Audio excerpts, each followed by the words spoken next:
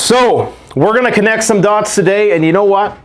We got to get the cowboy hat on because, boy, this is going to be a doozy, my friends. Sit back, buckle up, and I'm going to break it all down. We're going to connect all the dots. Today, the Israeli government hit by a cyber attack from Russian Killnet group. Why would the Russians be targeting the Israeli government website? Well, we're going to tie all of this stuff in together today. And the way you connect the dots for what's going on right now, you look at what is precipitated in the months before. You remember when the U.S. was sending 3,000 Navy Marines to the Persian Gulf? You remember when they had this massive buildup of forces on the Persian Gulf? You remember how Iran has the capability to make nuclear weapons in 2 weeks, warrants a new report. That was a week ago, by the way. And you realize how the Iranian top commander, all the way up to the Ayatollah, the supreme leader of Iran, has not denied involvement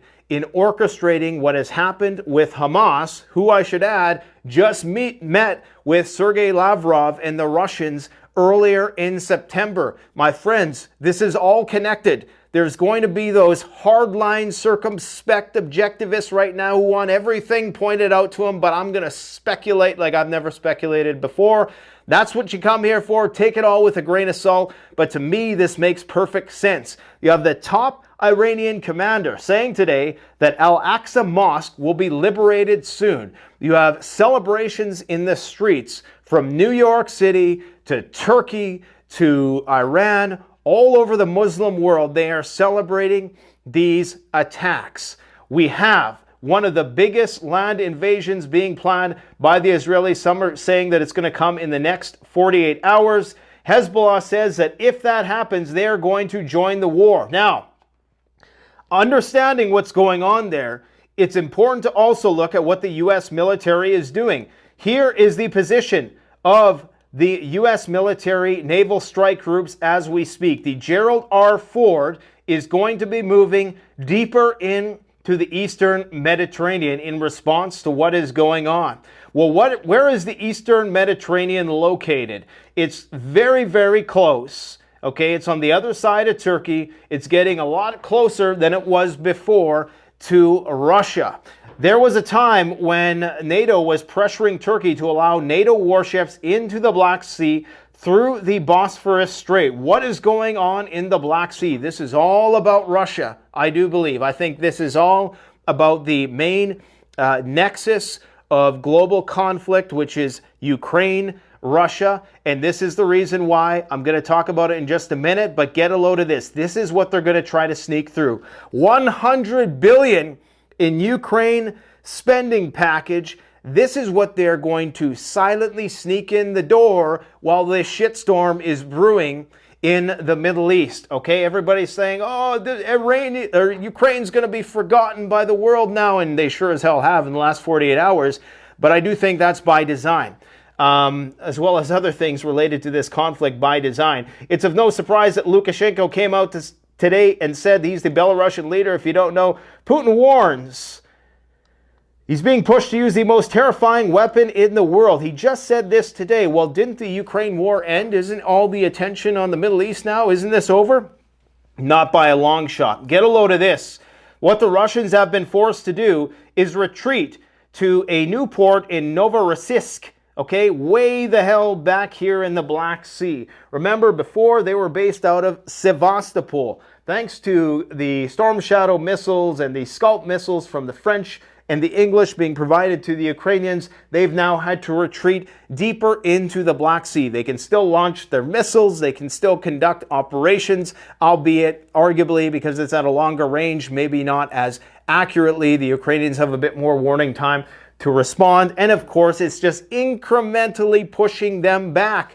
Now, we know that the Royal Air Force, yes, the Royal Air Force is in and around this region of Romania, Bulgaria, the Ukraine ports, policing this grain corridor, okay, that was supposed to have completely, this humanitarian corridor was agreed upon by the Russians. The Russians say it's open season. Right now, the RAF is currently policing that there. Now you have a U.S. strike group moving ever so close in the Mediterranean towards Lebanon, they claim, who, might I add, Hezbollah does have anti-ship missiles, so that situation could pop off real fast. But what you're seeing here today, another RQ-4 Global Hawk surveillance plane. And where is it flying? Well, it's flying very close as it can without getting shot down to Novorossiysk. Okay, are they planning something else? Do not take your eyes off the main global war that is happening right now, and that is Ukraine and Russia. I do believe that this is all related. It is all connected, which is why the Israeli government media websites were hit with a cyber attack from no other than the Russian KillNet group. That is, I mean, if you ever needed more proof that the ties between Israel and Russia are just tenuous, they're a facade, and that the real strategic connection for Russia right now is the Iranian axis, then that's all the proof you need. Some people are even going as far to suggest that the reason why Russia has strategically pulled back, and this is a 4D chess move, I don't really know if I put too much stock in this theory, but they're saying they're baiting Ukraine to attack its new Black Sea Fleet headquarters to justify a retaliatory strike on NATO assets. Now, Russia is surprisingly by the book in certain respects when it comes to international law. Are they looking for a justification to directly attack NATO targets? Do they even need a justification at this point? Well, according to this article by the typically fairly objective Eurasia Times, they tend to not take any side of the issue. They tend to try to report things fairly objectively. They claim that this is all just a ploy, or they float this theory. They platform this idea that Russia is baiting Ukraine to attack its new Black Sea Fleet to justify a retaliatory strike. Okay, so you have all these things happening at the same time. You have Russian KillNet hackers saying to the Israeli government, you are responsible for this bloodshed back in 2022. You supported the terrorist regime in Ukraine. You betrayed Russia. Today, KillNet officially informs you of this. All government systems of Israel will be subject to our attacks, KillNet said on the hacked website. Now, guys, if you're wondering why I'm talking so fast, it's because I got a Thanksgiving dinner that I have to go to, so I'm going to make this quick, all right? The Iranian commander, the commander of the Iranian military now, who has not denounced these attacks, who has not tried to distance himself from culpability for these attacks whatsoever, and even Hamas and Hezbollah have come out and said, yeah, the Iranians gave us the weapons, they gave us the green light, so nobody is denying what's happening here, which is that the U.S., Israel are preparing to go to war with Iran and Russia. Ayatollah al-Khamenei has praised the attack, saying in a post on X, formerly known as Twitter, that the Zionist regime will be eradicated at the hands of the Palestinian people and resistance forces throughout the region. Even the Wall Street Journal claims, take it with a grain of salt, Western mainstream media, I know, helped plot the attack according to Hamas, and this was not denied by Iran.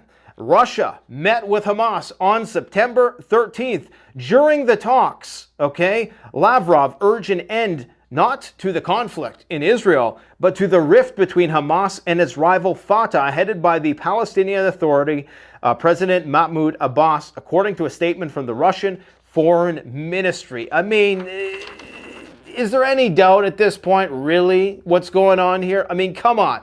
Now you have Lindsey Graham throwing it in his 2 cents like a dirty shirt, an attack by Hezbollah.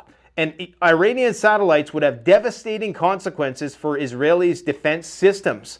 If such an attack occurs, Israel and the U.S. should attack Iran's oil refineries and oil infrastructure, and I guarantee you that's going to war with Israel. There's no way in hell that Iran is going to sit idly by and allow the Israelis and the Americans who currently have warships in the Persian Gulf to just indiscriminately target their critical infrastructure without any reprisal. That is going to lead to full-scale war in the Middle East, okay?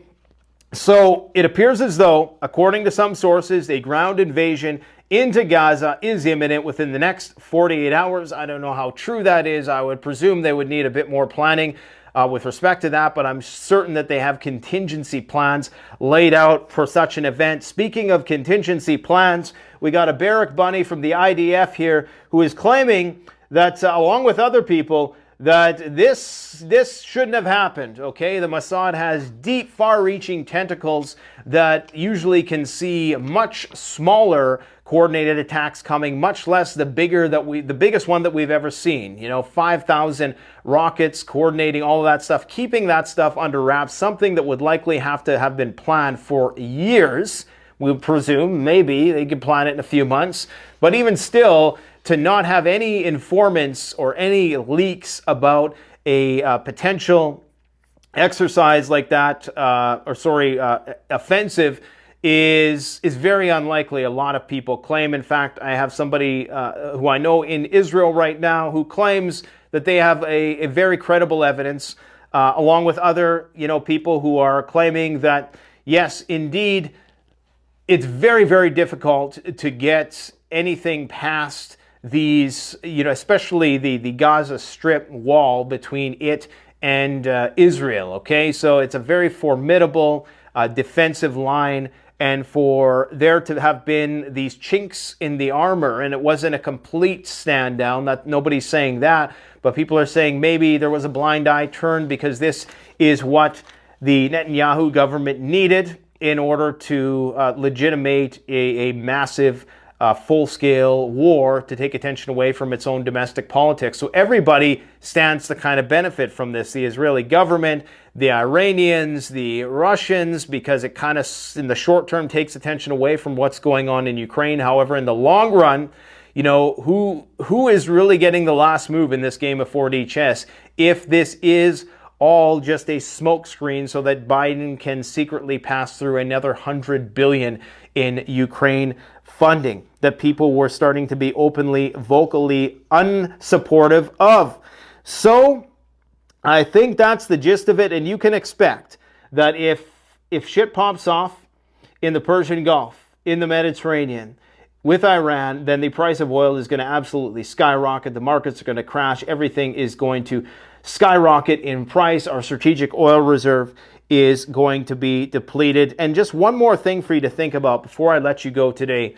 Isn't it funny in the run-up to all this with that ADL stuff with Twitter? Twitter, of course, now is the primary public square for discourse about what is going on and dissemination of information from on the ground. Really, it's just Twitter accounts who parlay what they've heard on Telegram. Telegram is really the real source. It's the root source of all the on-the-ground information, and then people who observe Telegram channels relay that information to the world via Twitter. But isn't it surprising, just a few weeks before all this transpired, that Elon Gate and the ADL suddenly came out of nowhere and took issue with the fact that there's all this potential for hate speech on Twitter, X. I keep confusing those things. Just change the name already, Elon. Let's just call it X, okay? And suddenly, this happens. And of course, the ADL walked it back. Elon did the obligatory meeting with Netanyahu. It was this talk about AI or something like that. Really, it was just a masquerade to, clear the air with respect to any of this possible hate speech that was happening on Twitter, okay? And then suddenly, Elon's been on Twitter posting for the last 24 hours, and he kind of crapped the bed because, well, at least from his perspective anyways, because he had recommended two accounts, OSINT Defender and the other one was War Monitor. War Monitor has a pretty hardline Palestinian slant. I wouldn't say hardline, still objective, but definitely leaning in that direction. And Elon pulled the tweet.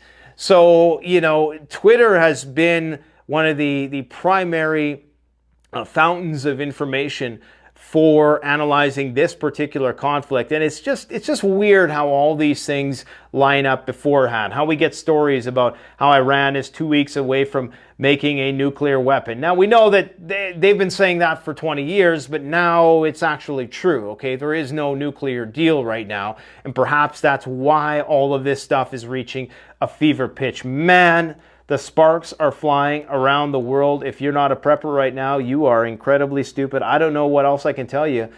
You can see how the map is shaping up. So everything in red is the axis, and everything in blue is the Allies. Okay, so you can see the front shaping up here, and really at the crossroads is Turkey. Who knows whose side Turkey is ultimately going to end up on in this conflict, but they are really smack dab at the crossroads of this entire conflict.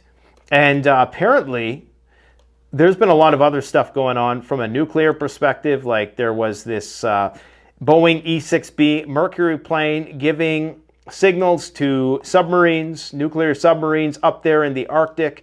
So we're still in a high state of DEFCON, guys. Do not forget that. That is the crux of the matter. Finland spoke about the timing of the resumption of work on the gas pipeline. Apparently there was a leak between Estonia and Finland. Finland's one of the primary suppliers now of natural gas to Europe.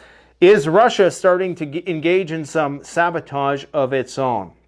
I gotta go because the turkey is cooking and I think it's pretty much done, and I am hungry. I've been fasting all day. Thanks for all the haters out there who've motivated me to get back into the intermittent fasting, the carnivore diet for the most part, except for today, which is cheat day. All right, guys, thanks.